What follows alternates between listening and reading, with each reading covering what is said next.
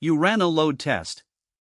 K6 finished, printed out a wall of numbers and percentages and rate metrics, and you stared at it for a minute. Nothing obviously exploded. No errors. You thought, I guess that is fine? And you moved on. That is load theater, not load testing.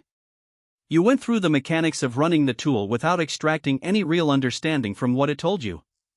And honestly, that is the state most load testing is in at most organizations.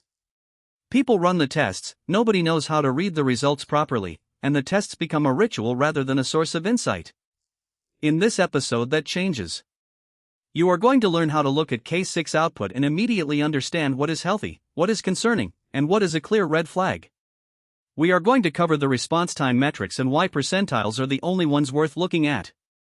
We are going to talk about throughput saturation and how to identify your system's actual capacity ceiling. We are going to look at error patterns and what different error signatures indicate about the underlying cause. And we are going to set up K6 thresholds so the tool can make pass/fail decisions automatically, without you having to interpret anything manually. Let us start with the most important metric and the most common mistake people make reading it. The metric is response time. The mistake is looking at the average. Here is a concrete example that illustrates why averages are so dangerous in performance testing. You run a 60-second load test with 50 virtual users. Your endpoint handles 3,000 requests. 2850 of them respond in 80 milliseconds fast, well within any reasonable SLA. 150 of them take 4 seconds each. Those slow requests might be hitting a cache miss, or catching a garbage collection pause, or landing on an overloaded thread. Your average response time across all 3,000 requests works out to about 275 milliseconds.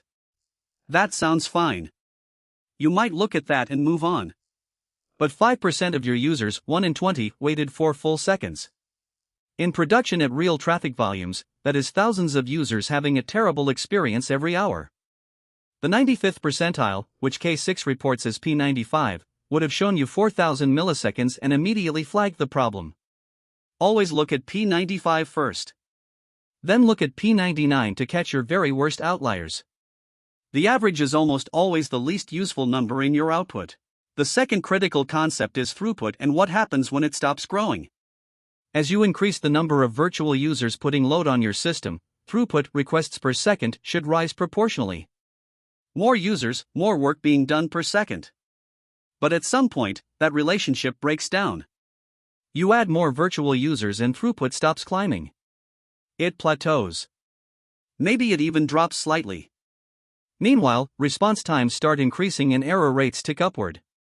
This is called the saturation point, the load level at which your system can no longer keep up with incoming demand. Requests start queuing up waiting for resources. The queue grows. Response times climb as requests wait longer before being processed. Eventually the queue overflows and you start seeing errors. The saturation point is one of the most important things a load test can reveal. It tells you your system's actual capacity ceiling under realistic conditions. Once you know it, you can set meaningful alerts and autoscaling policies in production.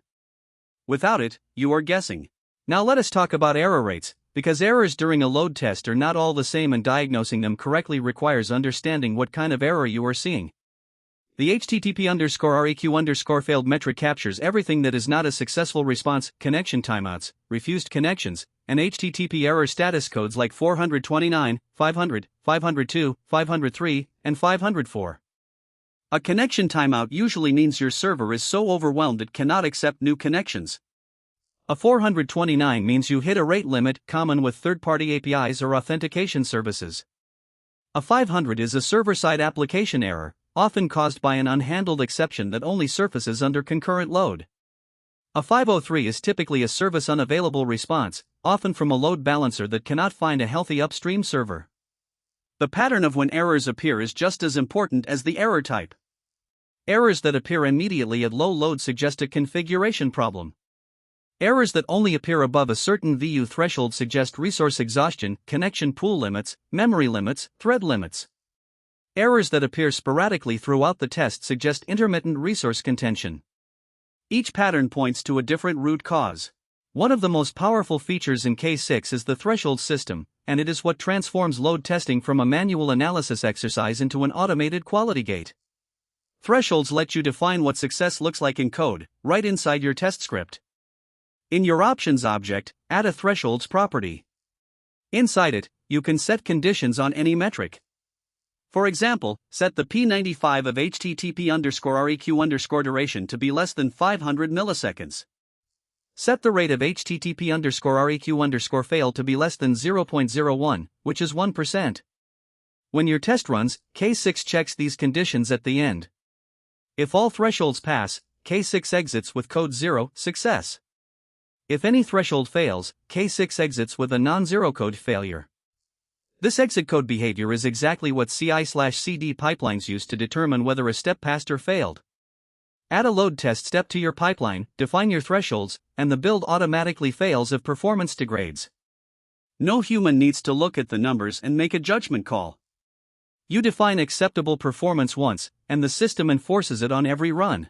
Reading load test results well takes practice, but the framework you learned today will serve you on every load test you run from here on. Always lead with P95, not the average. Watch throughput for the saturation inflection point. Classify errors by their type and the load level at which they appear. Define thresholds upfront so the tool enforces your SLA rather than leaving it to human judgment. These 4 habits will make you significantly more effective at finding real problems and communicating them clearly to your team. In the next episode, we are going to step back from K6 specifically and look at the broader tool landscape. K6 is an excellent default choice, but it is not the only choice, and understanding why Locust exists and what problems it solves better than K6 will make you a more complete performance tester.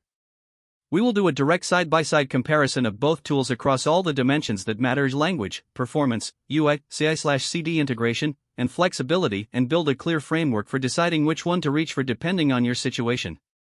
Subscribe and I will see you in the next episode. There is one more concept I want to introduce before we move on, because it will significantly improve how you diagnose problems when you find them. K6 supports tags, metadata you can attach to individual requests to track their metrics separately. Here is why this matters. A single load test often exercises multiple different endpoints. Your summary output shows aggregated metrics across all of them. But different endpoints have very different performance characteristics. Your authentication endpoint might be slow by design because it involves cryptographic operations. Your static content endpoints should be very fast. If you aggregate all of them together, your P95 metric is a meaningless blend of fast and slow requests that tells you almost nothing about any individual endpoint's behavior.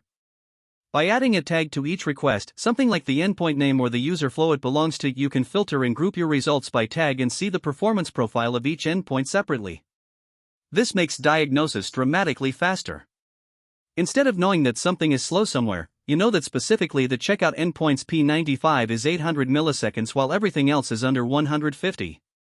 That is the kind of precision that lets you hand off a finding to a developer with confidence that they are looking at the right place.